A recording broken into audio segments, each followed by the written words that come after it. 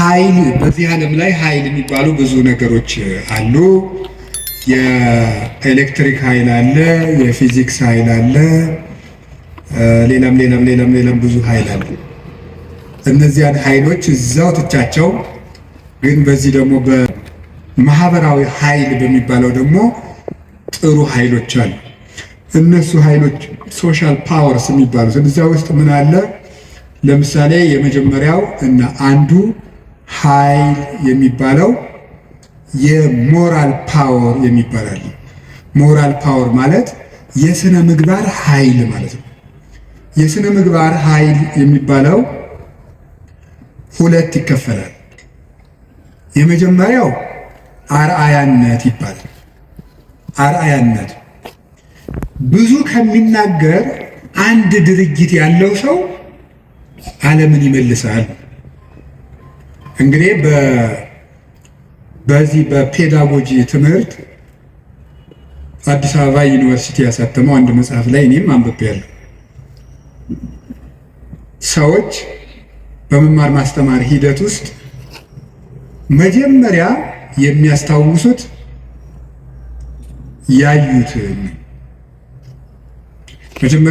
ያዩትን ነው። መስማት መጨረሻ ላይ ነው። ወይም በተግባር አራቱን ባስቀምጠላችሁ ሰው የሚያስታውሰው መጀመሪያ ያደረገውን ነው፣ ቀጥሎ የተናገረውን ነው፣ ሶስተኛ ያየውን ነው፣ አራተኛ የመጨረሻ ደረጃ የሚወጣው ሰው የሚያስታውሰው የሰማውን ነው። ከዝቅተኛ ወደ ከፍተኛ በወስዳችሁ ደግሞ ሰው የሚያስታውሰው የሰማው ነው። በዝቅተኛ ደረጃ የሚያስታውሰው የሰማው ነው።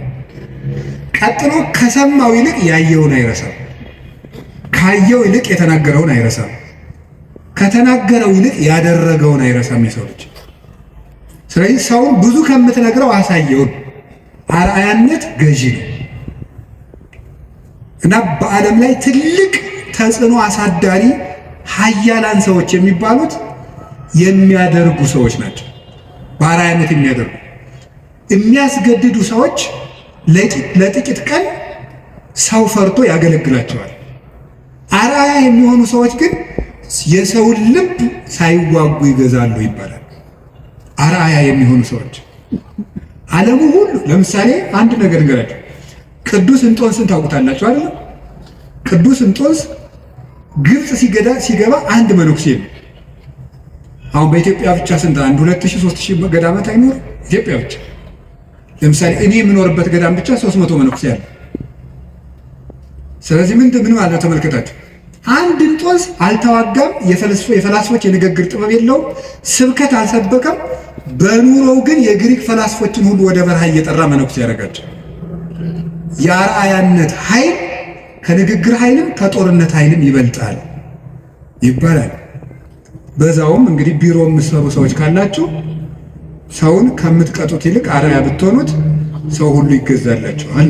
ሰዓት ማታከብሪ ወዮልሽ፣ ሰዓት ማታከብር ወዮልህ ከማለት እርስዎ ሰዓት ቢያከብሩ ሰው ሁሉ ሰዓት ያከብራል እንደ ማለት ያለ ነው። አንድ ሁለተኛ ደግሞ ሪኒዋል ፓወር የሚባለው የመታደስ ኃይል ነው፣ ወይም የንስሐ ኃይል ነው።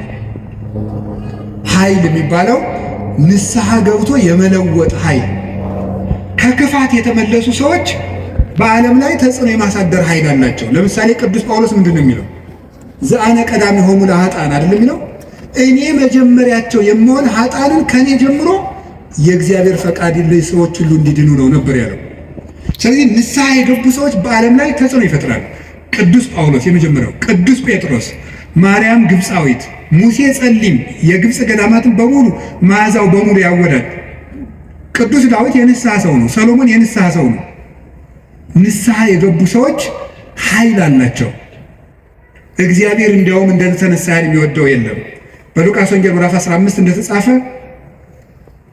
ካልበደሉ ጻድቃን ከ99 ነገደ መላእክት ይልቅ ንስሐ በሚገባ አንድ ኃጢአተኛ በሰማይ መላእክት ደስታ ይደረጋል ተብሎ እንደተጻፈ። ስለዚህ ንስሐ ኃይል አለው። አሁን ቅዱስ ዳዊት እግዚአብሔር ኃይሌ ነው ሲለው ስነ ምግባር ብሰራ ስነ ምግባር እንድትሰራ የረዳኝ አንተ ነህ ማለት ነው። ጥሩ ነገር ሰርቼ ከሆነ ያለ አንተ ጥሩ መሆን አልቻልኩም ማለት ነው። ጥሩ በሆንም የሚገኘው በእግዚአብሔር።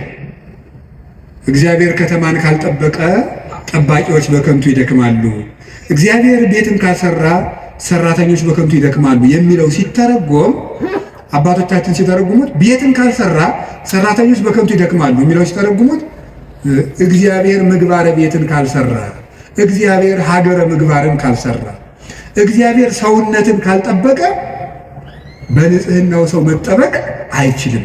በገዛ ራሱ ሰው ራሱን መጠበቅ አይችልም እግዚአብሔር ካልጠበቀ። ስለዚህ መልካም ለመሆኔም አንተው ነህ ማለት ነው። ጥሩ ሰው መሆን የቻልኩት አንተ ረድተኸኝ ነው ማለት ነው። በንስሐ እንድነሳ ያበቃኸኝም አንተ ነህ።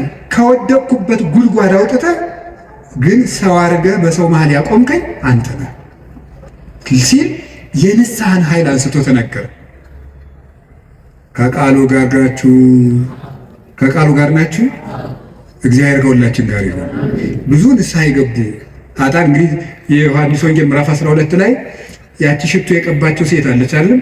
የሽቶ መዓዛ ቤቱን ሞላው ይላል። በጣም ሁልጊዜ ዓይኔን የሚስበኝ ንባብ ነው። የሽቶ መዓዛ ቤቱን ሞላ ይላል።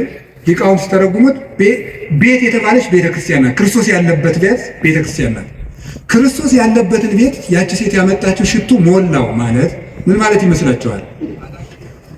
የአንዲት ንስሐ የገባች ነፍስ ዝናዋ፣ ስነ ምግባሯ ቤተክርስቲያንን ሞላ። አሳዳጁን ጳውሎስ አይደለም እንዴ ተነስተን ቅዳሴ ላይ ቅዱስ ሐዋርያ ጳውሎስ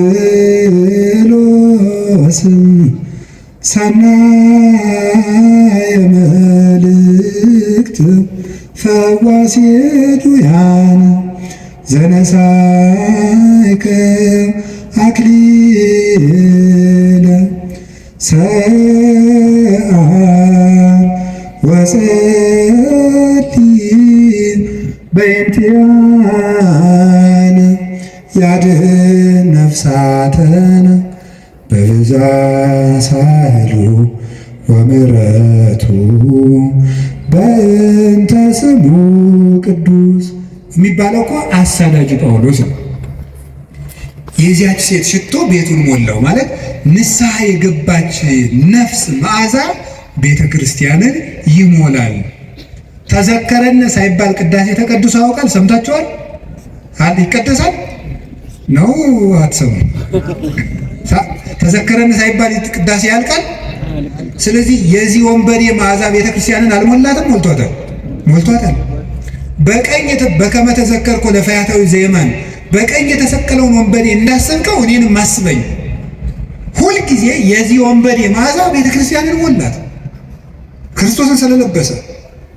ታዲያ ወንበዴን መልሶ በቤተ ክርስቲያን ዓመት ሙሉ ስሙ እንዲጠራ ላደረገ አምላክ አቤቱ ጉልበቴ ሆይ ንገሩኝ እወድሃለሁ መባል ይገባዋል።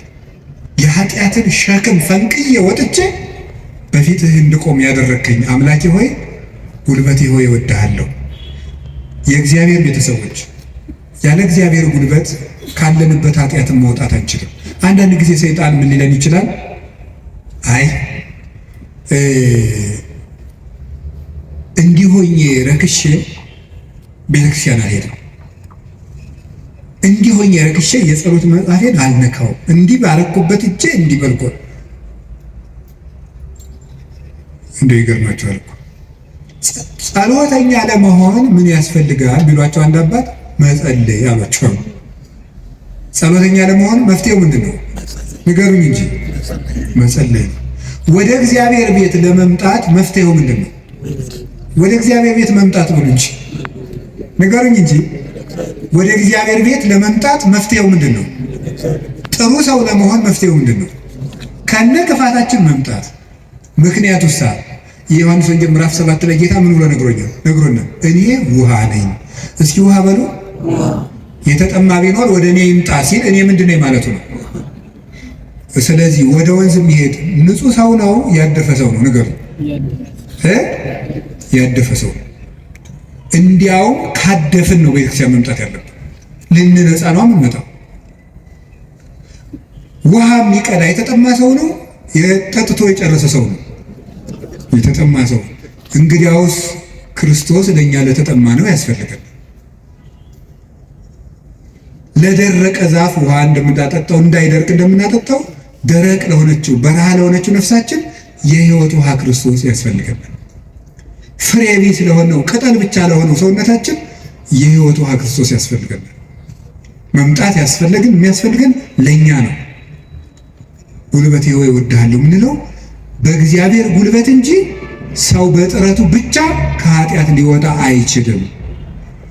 ምዕመናን እንደዛ ነው የምነግራችሁ። ክርስቶስ ካልጠራን በቀር እውርነታችን አይለቀንም። ማርያም መግደላዊት እኮ ጥርጥሩ እንደያዛት እንደው አትክልተኞች ወስደውት ይሆን እያለች በኋላዋ ማርያም ብሎ ድምፁን ሲያሰማት ነው ፊቷ የበራላት። መድኃኔዓለም ሲጠራን ነው ልባችን የሚበራው። እንዲጠራን ደግሞ ጊዜ መምጣት አለብን። እሱ ጉልበት ሲወጣ ነው የሚወጣው። ቅዱስ ጴጥሮስ ወደ ውሃው ሲሰጥም አቤቱ እንዳልሰጥም አድነኝ አለው። ጌታ እጁን ሲልክለት ምዝዝ ብሎ ወጣ።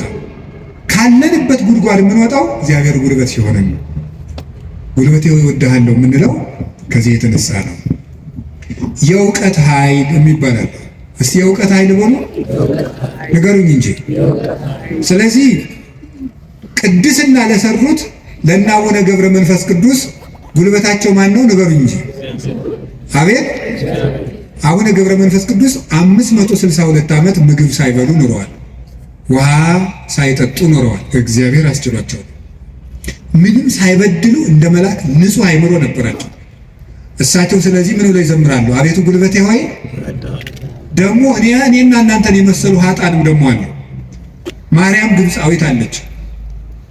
ኢየሩሳሌም ስትሄድ በግብፅ አመንዝራ ኢየሩሳሌም ስትሄድ ደግሞ የምታመነዝርባቸው ወንዶች ልታገኝ ነው ሄደችው። ሰዎች ኢየሩሳሌም ሊሳለሙ ሲሄዱ መርከብ ውስጥ መሳፈሪያ ሳንቲም አልያዝኩም፣ ክፈይ፣ አልከፍልም፣ እኔ ከፍላለሁ፣ እንዴ ከፈለግ ከኔ ጋር ተኛ እያለች ሰውነቷን ለመርከብ ዋጋ የምትሸጥ ሰው ነበረች።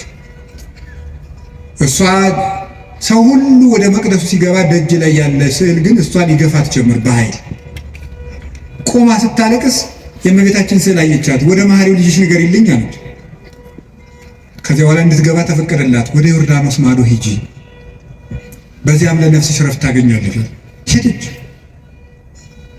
ቤተ መቅደስ ውስጥ ቤተክርስቲያን ለመግባት ቅጥሩን ለመግባት ጉልበት ያልነበራት ግብፃዊቷ ዘማዊቷ ማርያም ክርስቶስ በምሕረት እጁ ከነካት በኋላ ግን ምን ሆነ? ቅዱስ ዞሲማስ ሲሄድ ከመሬት አንድ ክንድ ቆማ ስትጸልይ ነው ያገኛት። እንደዚች ያለችው ኃጥአንም አቤቱ ጉልበቴ ሆይ እወድሃለሁ። አገርን ከማሸነፍ ልማድን ማሸነፍ ይበልጣል። ክፋትን ቆርጦ መጣል ከባድ ነው።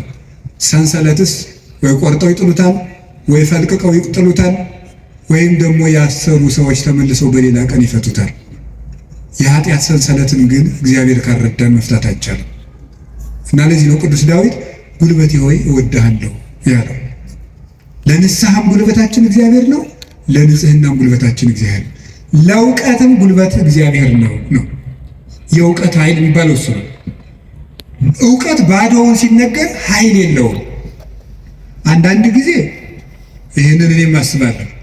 እውነት ለመናገር መቼስ ተያይዘን ከምንጠፋ አንዳችን ተናጋሪ አንዳችን ሰሚ እያልን እንተጋገዝ ተብሎ ነው እንጂ እውነት ለመናገር እኔን የመሰለ ሰው እዚህ ቁሞ መስበክ አልነበረበትም።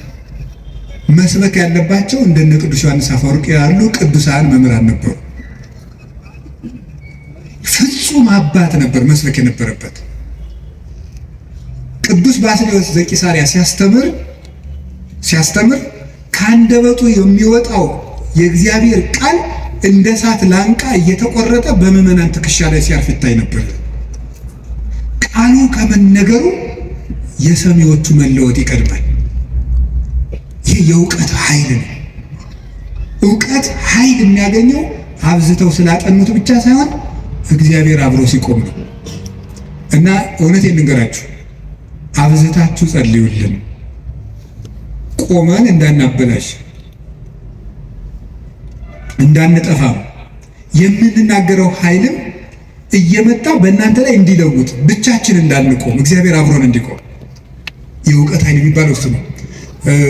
ቅዱስ ጎርጎሪዎስ ዘኑሲስ የኑሲሱ ጳጳስ ጎርጎሪዎስ ሀገረ ስብከት ላይ ሲመደብ ጥቂት ክርስቲያኖችና ብዙ እምነት የሌላቸው ነው የነበሩት።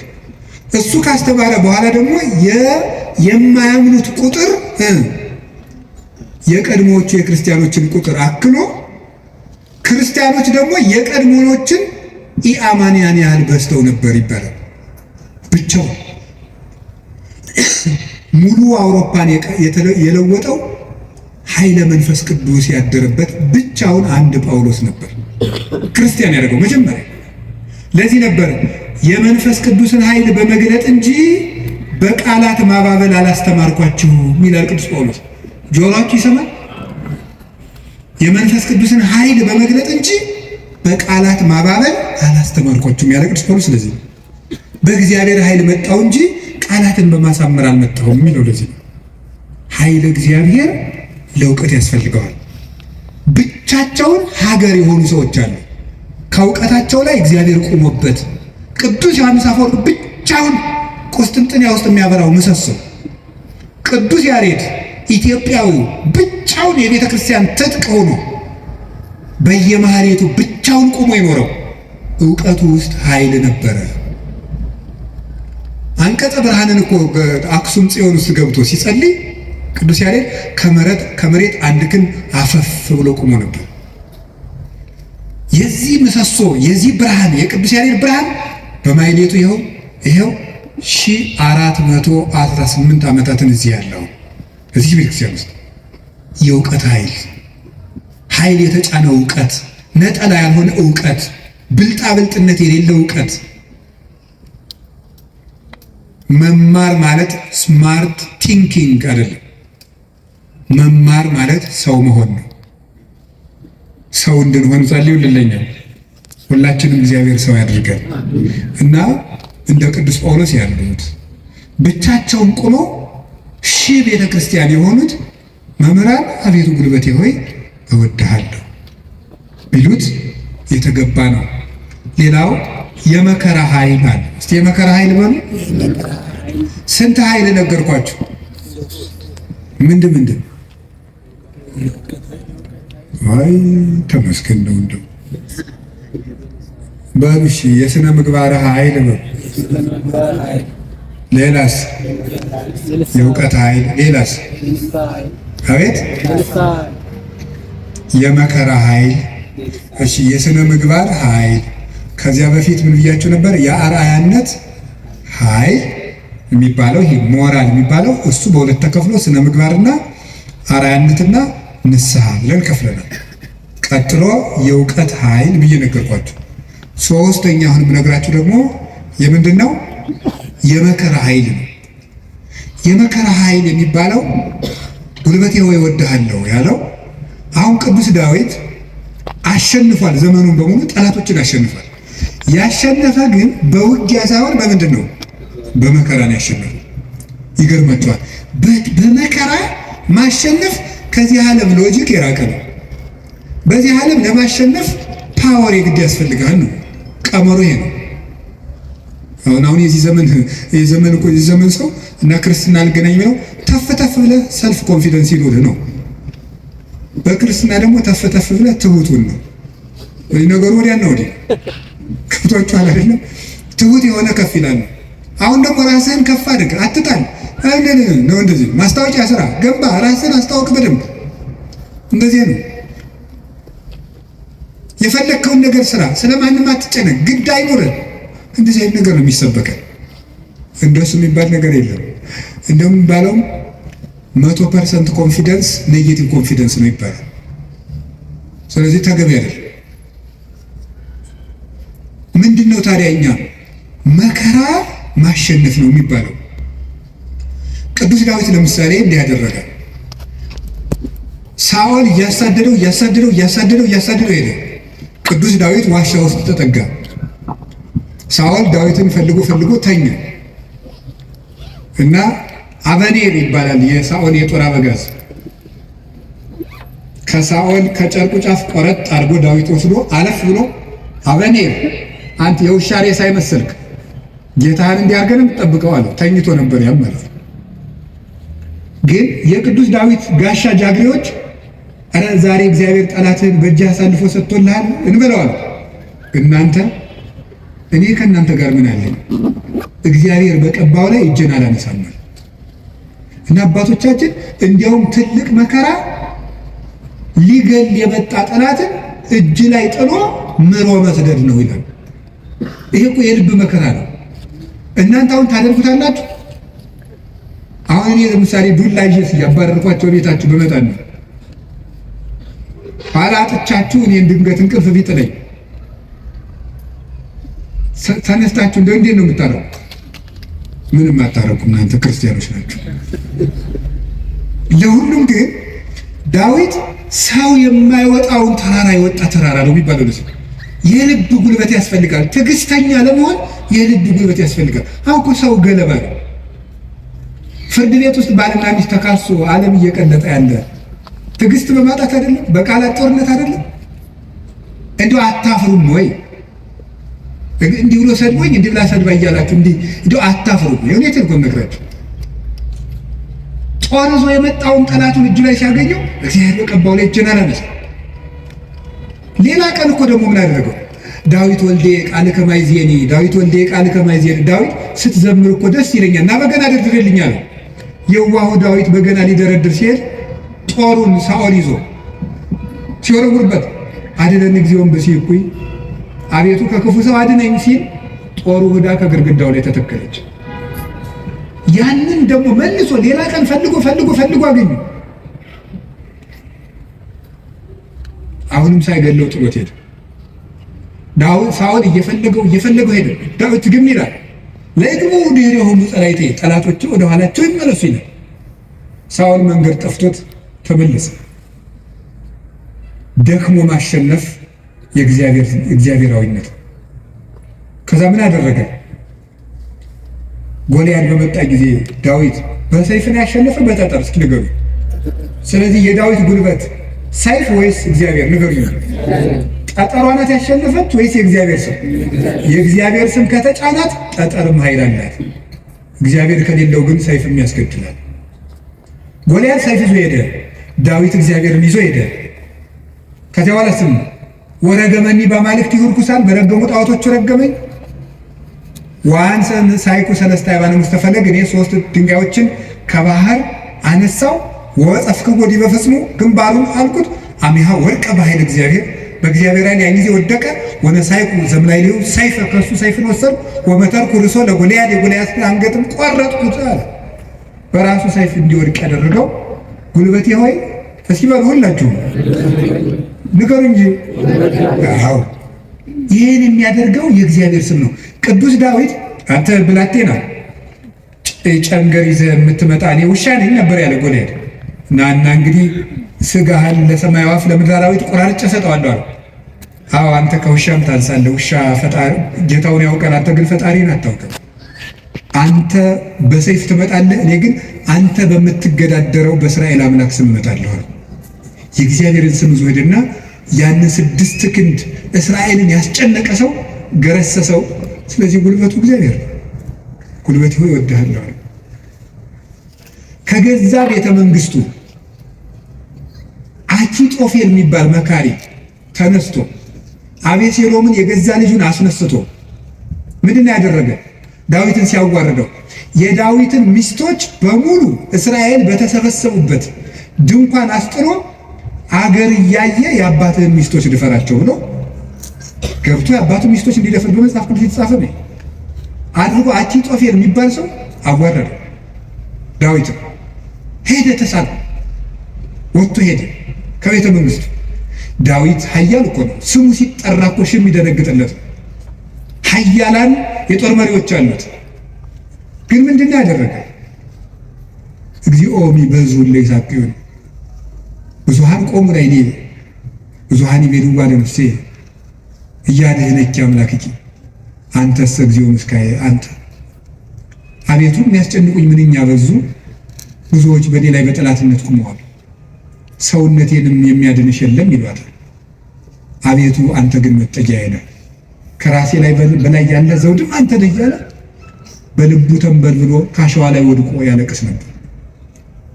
የዚያ ጊዜ አኪጦፌል ይገርማችኋል፣ አገሩ ገብቶ ዳዊት ከተመለሰ አይምረኝም ብሎ በገዛ እጁ ታንቆሞት።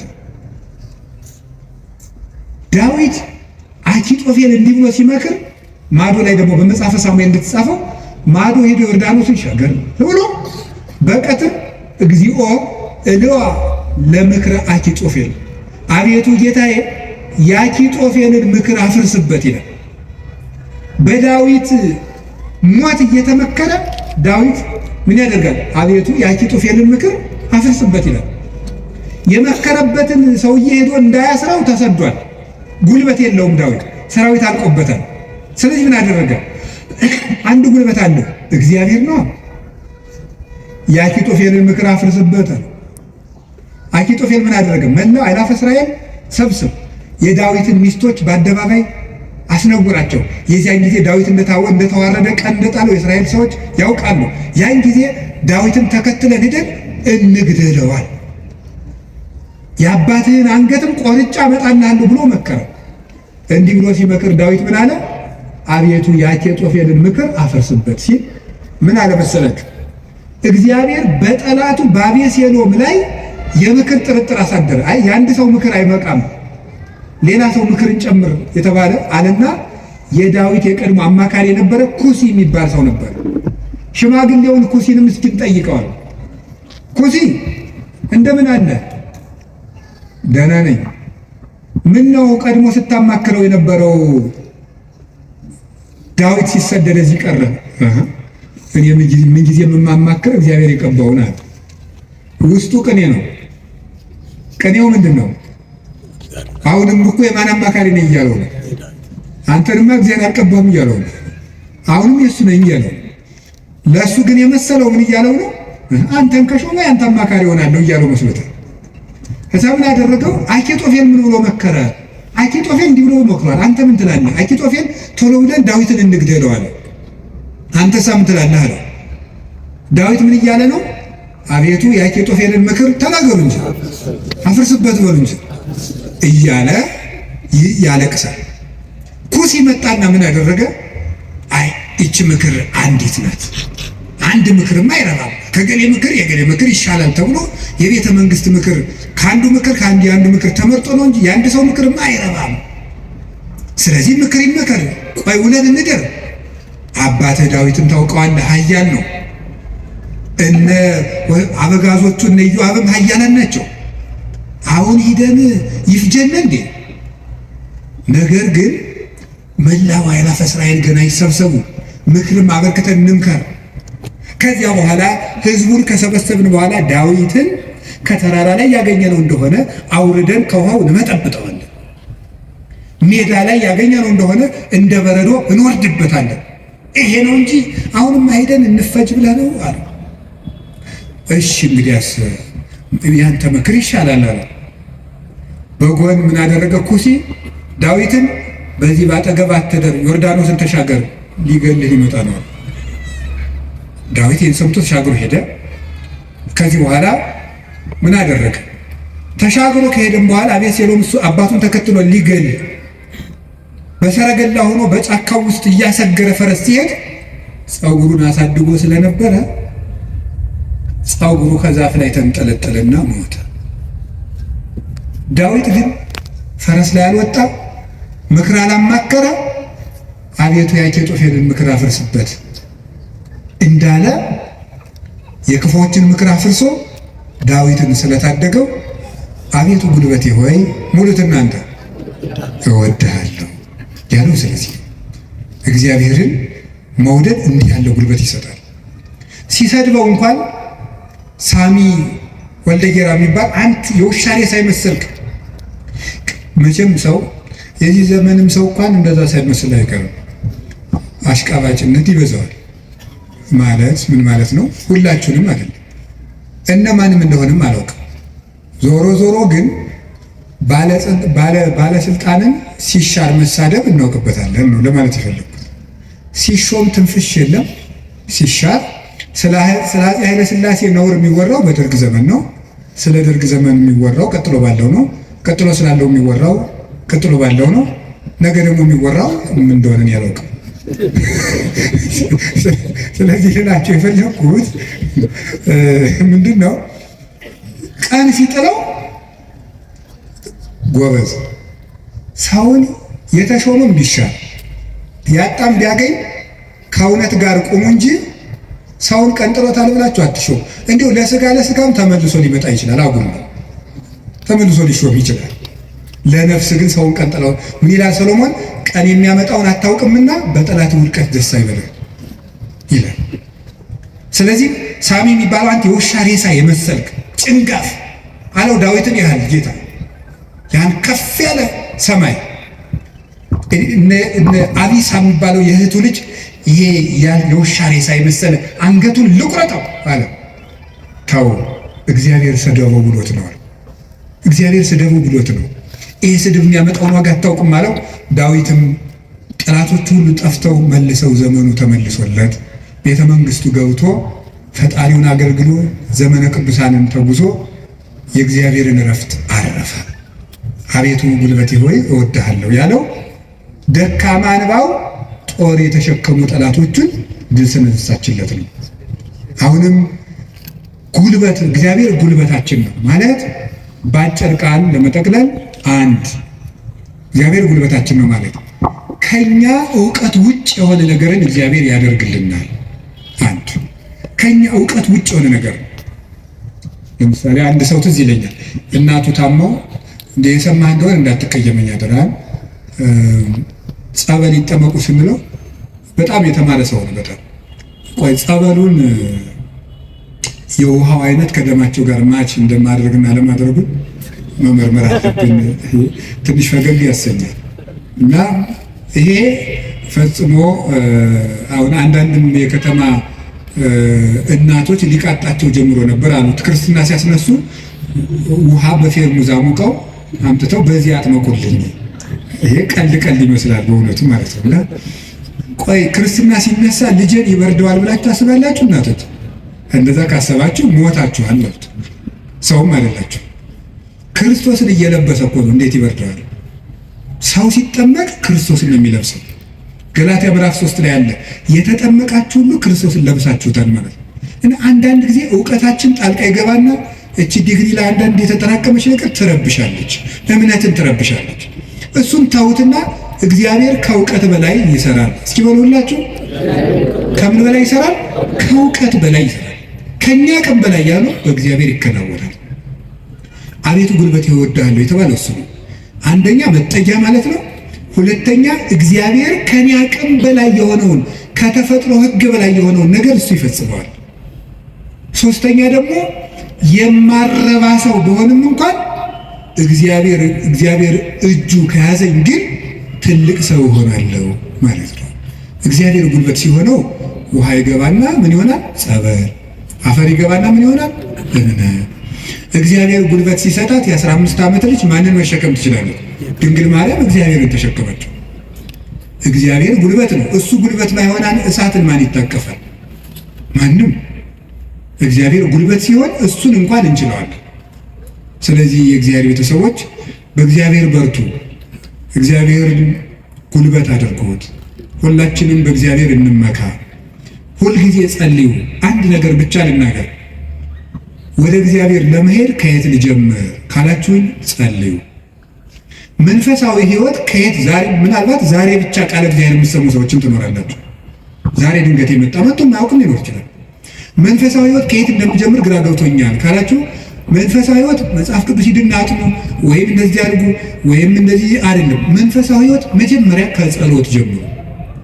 በቃ ሌላ መጀመሪያ አባታችን ሆይ በቃ እሱም በሉ። ከዛ ቤተ ክርስቲያን ውስጥ ተሳተፉ፣ አስቀድሱ። ከዚያ በኋላ መጽሐፍ ቅዱስን በደንብ ተማሩ። እነዚህ ሶስቱ ሁልጊዜ የቤት ስራ እሰጣችኋለሁ፣ እኔም እናንተም ታደርጉታላችሁ። አሁን ዛሬ መልሼ ልሰጣችሁ ነው። ከዚህ በኋላ በሄድኩበት ሁሉ እናገራለሁ። ሰው ቢሰለችም ባይሰለችም እንደ ከርቤ እስከምትመር ድረስ ተናገር ብሏል አንድ የቤተክርስቲያን አባት። እሺ አንደኛው በቀን እንድታደርጉት ሁሉ ጊዜ ነው የምነግራችሁ። እዚህ መድረክም ተናግሬያለሁ። አንደኛው በቀን አንድ ምዕራፍ መጽሐፍ ቅዱስ አንብቡ። ሁለተኛው በቀን ቤተክርስቲያን ሳትገቡ አትዋሉ። እንደውም ከዛሬ በኋላ በሰበኩበት ሁሉ ለመናገር ነው ቃል የምገባው። እግዚአብሔር ላይ እነዚህን 5 ነገሮች ሰው እስኪያደርጋቸው ድረስ ከቻልኩ እስከምሞት እናገራለሁ። እናንተም በጸሎት ካሰባችሁ እና ካስጨረሰኝ። ስለዚህ የመጀመሪያው 1 ምዕራፍ መጽሐፍ ቅዱስ በቀን አንብቡ። ሁለተኛው ቤተክርስቲያን ሳትገቡ አትዋሉ። በቀን መግባት የማያስችል ተፈጥሯዊ ግዳጅ ከገጠማችሁ ደጅ ላይ ቆማችሁ ሄዱ። ሶስተኛው በሳምንት 1 ቀን ቢያንስ አስቀድሱ። ውስጥ ገብታችሁ በሳምንት 1 ቀን ቢያንስ ማለት ነው። አራተኛው ንስሐ ግቡ። ንስሐ ግቡ። ንስሐ እንደውም ምንድነው የምትባለው? ሌላኛይቱ ከእግዚአብሔር የተሰጠችን ልደት ናት የሚባለው። አንድ ልደት ከእናት አባት ተወልዳል። ሌላ ልደት ደግሞ በጥምቀት እንደገና እሷ ስትደበዝዝ ደግሞ እግዚአብሔር በንስሐ ልደት ሰጠ። አዳም ከሔዋን እሱን የመሰለ ልጅ እንደወለደ ይላል አረጋዊ መንፈሳዊ የተባለ ሊቅ። አዳም ሔዋን ከምትባል ሚስቱ እሱን የመሰለ ልጅ እንደወለደ ክርስቶስ ከንስሐ ማኅፀን እሱን የመሰሉ ልጆችን ይወልዳል። ደስ አይላችሁም? አዎ። እዚያ ንስሐ ማኅፀን ውስጥ ገብተን እንደገና ክርስቶስን የመምሰል አባታችን እግዚአብሔርን የመምሰል እድል አለ። እሱ የመንፈስ ቅዱስ ጉልበት ስለሆነ ነው አቤቱ ጉልበቴ ሆይ እወድሃለሁ እንድንል የፈለኩት። ንስሐ ግቡ። የመጨረሻው ጸልዩ። ሳትጸልዩ አትብሉ። ሳትጸልዩ እቤት አትውጡ። ብትችሉ ስግደት ስገዱ። ስገዱ። ጥቂት ስገዱ። ትንሽ ከቻላችሁ 41 ካቃታችሁ 21 ካቃታችሁ 7 ካልሆነ 3። ይኸውላችሁ እኛ ለእግዚአብሔር ስንሰግድ ሰይጣን ከኛ ጋር ይወድቃል። ሰው ለእግዚአብሔር ሲንበረከክ የሚያንበረከኩት ከሱ ስር ይንበረከካሉ። ዳዊት ለእግዚአብሔር ይንበረከካል። እግዚአብሔር የዳዊትን ጠላቶች ለዳዊት ያንበረከካል።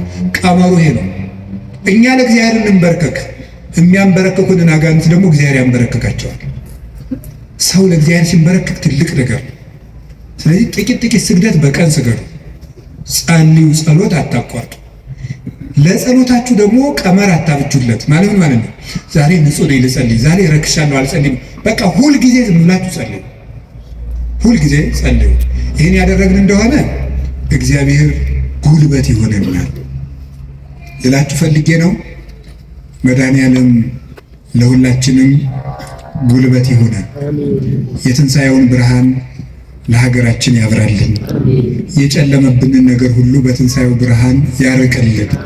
ለተጨነቁ ሁሉ መድኃኔዓለም ሰላምን ይስጥልን። አቤቱ ጉልበቴ ሆይ እወድሃለሁ። ወስብሐት ለእግዚአብሔር።